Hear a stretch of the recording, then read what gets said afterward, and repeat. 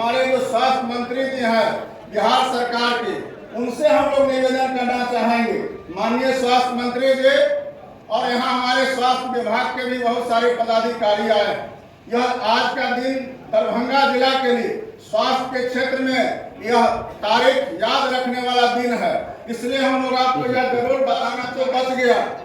अब हम लोग आग्रह करेंगे यहाँ के तमाम जो स्वास्थ्य सेवा से जुड़े हुए लोग हैं, हमारे चिकित्सकगण हैं, कि आपने डीएमसीएच का तो अस्तित्व बचा लिया, लेकिन रोगी का भी इलाज सही ढंग से हो, इसके लिए हम लोग को जरूर बात करने की आवश्यकता है। आप दिन रात मेहनत करते हैं, उसके बावजूद भी हम माननीय मंत्री जी से कहना चाहेंगे, बहुत सारे सुविधा जो पटना से उपलब्ध कराते हैं, यहाँ लोगों को वह उपलब्ध नहीं हो पाता है। इसके लिए भी बिहार सरकार के मंत्री होने के नाते हम लोग को बोलना नहीं चाहिए, लेकिन आखिर हम लोग को ही दरभंगा जिला में रहना है। दरभंगा जिला के लोगों का सहयोग करने में हम लोग अगर काम समय पर नहीं आते हैं तो उस समय हम लोग को कठिनाई होता है। बहुत सारे ऐसे सामान आप यहाँ उपलब्ध कराते हैं, वह सामान रोगी को नहीं मिलता है, इसलिए इसका भी कोई नीति बनना चाहिए। जितना सामान आप यहाँ उपलब्ध कराते हैं वह लोगों को मिल पा रहा है कि नहीं मिल पा रहा है, यह देखने की आवश्यकता है यह बात।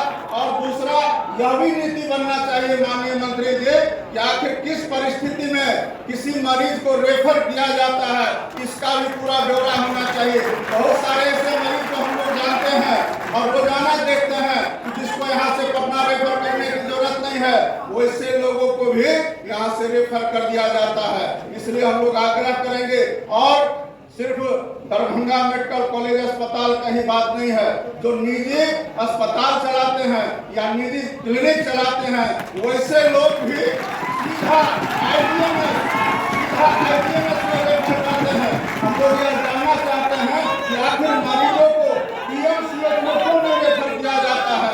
इसलिए इसका मतलब है कि आपको पीएमसीएच पर विश्वास नहीं है। आप डॉक्टर का पुर्जा चेक करिए, एक भी डॉक्टर पीएमसीएच रेफर नहीं करते हैं, सीधा आईडीएमएस रेफर करते हैं। और आपको भी मालूम है कि आईडीएमएस में मरीजों को भर्ती कराना कितना कठिन काम है, वहाँ बेड का कमी है। इसलिए हम लोग आग्रह करेंगे कि मरीजों के हित में भी हम लोग बड़े बड़े अस्पताल खोल रहे हैं, लेकिन लोग को सुविधा हो और कहीं कोई कठिनाई नहीं हो, इसके लिए भी सरकार स्तर पर स्वास्थ्य विभाग के यहाँ आप खुद मालिक बैठे हुए हैं, इसका नीति बनना चाहिए और मरीजों को ज्यादा से ज्यादा सुविधा बहाल हो, इसके लिए भी काम होना चाहिए।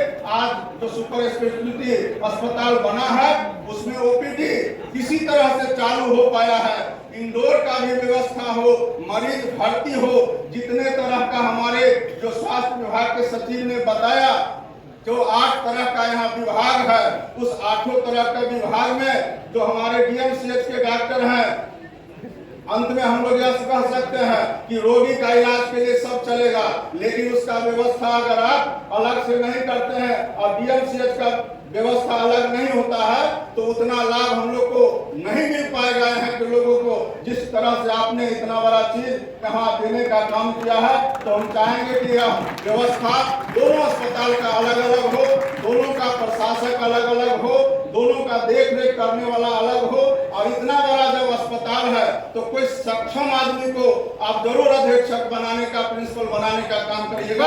इतना ही कह करके फिर से अपने